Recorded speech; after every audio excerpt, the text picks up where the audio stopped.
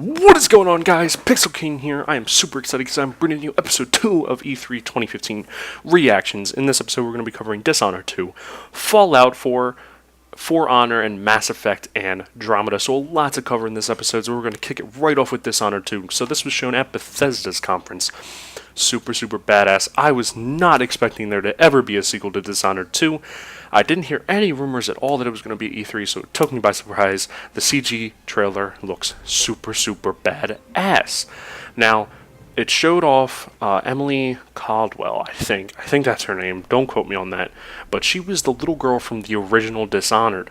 So she's going to be in the game. She's a playable character, along with Corvo, the main character from Dishonored 1. So both of them are going to be playable. I don't know if you can switch in between them, or if there's going to be certain missions for Emily and then certain missions for Corvo. But either way, really cool that there's two different playable characters, and that she's grown up and she was originally a little tiny girl in the first game. That's really cool. Now, along with Dishonored 2, there's a Dishonored Definitive Edition that comes with the game with the brand new graphics, along with all three of the DLCs for the original game coming to PS4 and Xbox One, and I believe it's going to be re-released on PC as well. So it was really cool to see Emily with her like organic black grappling hook thing. And that was cool. And then you have all her like supernatural abilities. A lot of them share with Corvo's supernatural abilities that were in the first game. So I think maybe she trained him, or I'm sorry, Corvo trained her or something like that. But I definitely want to know like what happened between the first game and this game. That'd be cool if they delve into that a little bit in Dishonored 2. Definitely want to see some more gameplay because the first game was really good. I hope it's a little bit meatier than the first game. The first game was really lacking. I think it was only like 9 missions or something like that. There should have been way more. The game definitely deserved a lot more missions. So now on to Fallout 4. This game is huge. It's probably one of the biggest unveilings of all time because there's such a huge fan base for Fallout, and so many people were just they were just exploding. I'm sure they were exploding in their pants when Fallout 4 came up on the screen. So one thing that I noticed about Fallout 4 was that you can ADS now, which I don't think was a thing in Fallout 3, but it was in New Vegas. But it looks a lot smoother. The gunplay in general looks a lot smoother, which is one of the reasons I wasn't a huge fan of Fallout 3 in New Vegas, because I just felt like the only way you could effectively use the guns was to use the VATS system, which I wasn't a big fan of in the first place. So having smoother gunplay that you don't necessarily need to use the VATS for is great. I think it's going to bring in a lot of new players, because like I was new to New Vegas and I just didn't understand the VAT system. I didn't really like it all that much. So I'm sure there was a lot of other people that felt that same way and probably would have felt that same way about Fallout 4, but the gunplay looks really smooth, which is good. We saw a lot of gameplay, which is really cool. Just massacres, dude. It was so cool to see that. So now moving on to For Honor. So this is Ubisoft, I think it's Ubisoft. Yeah. So basically it's samurais versus knights versus Vikings, which is pretty goddamn fucking awesome. It's like Deadliest Warrior in a video game. I know it's already happened before, but they were shit. This is the real deal, guys. So the knights, samurais, and the Vikings are all their own individual faction. Now each faction has a hero, and each hero has its own weapons, fighting style, armors, all that kind of stuff, and you're playing as the hero. Then you have all the other like little Vikings running around that are like the grunts that are AI, but the actual player plays as the heroes. So the fighting, how it works is there's these stances, and when you have a bunch of different stances depending on the heroes, and that stance dictates how you block, where you block, and how you attack / where you attack. So the stances is how you're going to PvP basically, and it sounds like it can get really complicated, really in depth. So people that really take their time to master the stance system are probably going to excel in PvP, which is a really cool idea.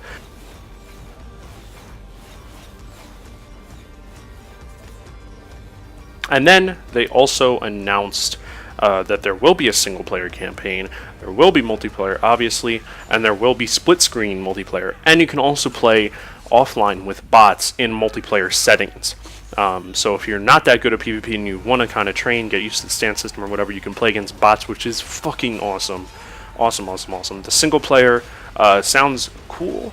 Multiplayer is going to be where it's at, though. Split screen is a really good addition. I love when games like this have split screen. It just adds to the game, adds to the aroma of the game. And other than that, the graphics look phenomenal. The battlefields look expansive, and the battlefields themselves look phenomenal. So definitely cannot wait for For Honor. Want to see a little bit more of it. Wish I could get my hands on it. Wish I was at E3. But hopefully they come out. That'd be cool if they had a beta for that game. And that's a game that needs a beta, since it is going to be heavily dependent on multiplayer. So maybe they will have a beta. If they do, that'd be fucking awesome. But if they don't, I just want to see a lot more gameplay. I want to see what single player is all about. If each faction has its own single player campaign, that'd be awesome. Want to see more, definitely. Now, moving on to Mass Effect Andromeda. Okay, so we all knew there was a Mass Effect 4 coming. I'm glad it's not called Mass Effect 4, though, because that would kind of, like, make people go, oh, really, it's going to continue Commander Shepard, blah, blah, blah. But it is called Andromeda, which is very cool. Andromeda, trying to remember my Greek mythology right, I think Andromeda was the queen that the Kraken came to eat, or the princess, or whatever the fuck. It was something like that. It definitely had something to do with the Kraken. So maybe that ties in with the game. It has to, because it's the title. Sure, they can just pick it because Andromeda sounds cool, which it does. But anyway, we didn't really see too much. We basically saw the guy turn around, really fucking awesome piece of armor with the N7 logo on it. So I don't think it's going to be Commander Shepard, but it might be the new people that take over the Normandy. Which, you know, I don't know about that. I wish they kind of would have done something different. I know N7 is super iconic for Mass Effect. Believe me, I'm a huge Mass Effect fan. But they really, I don't know. I don't know if I want to see. I love the Normandy, but I don't know if I want to see them continue that. Right? Like, I don't know. How can whoever takes over the Normandy live up to Commander Shepard? They can't. It's just not going to happen. But anyway, after the little N7 reveal, we saw that it was a new galaxy, and they went onto a new planet, and they were sliding all over the place and shooting at things and all that cool stuff. So hopefully there's like a exploration feel to this game, since it is a new galaxy. That'd be a very cool mechanic where you just go onto these planets, you know nothing about them, and you just explore. Now, it was kind of like that in the other Mass Effect games, more Mass Effect 1 actually, where you did little side missions and went there and drop down and do all that kind of shit. But hopefully you can just pick something out of the sky, go there, explore it, run into all these different missions, quests that you can do, and new alien types and stuff like that. That'd be awesome. But since it is a new galaxy, I think we are going to see a lot of new environments, new enemy types, all that kind of stuff. But I mean, other than that, we haven't seen too much from the game, but I have high hopes for it because it is Mass Effect. All the Mass Effect games have been great. I doubt BioWare is going to ruin that with Andromeda. So that's it, guys. That was my E3 2015 Episode 2 reactions. We covered 4 of just phenomenal looking games. Cannot wait to get my hands on them. Definitely going to pick up all 4 of them.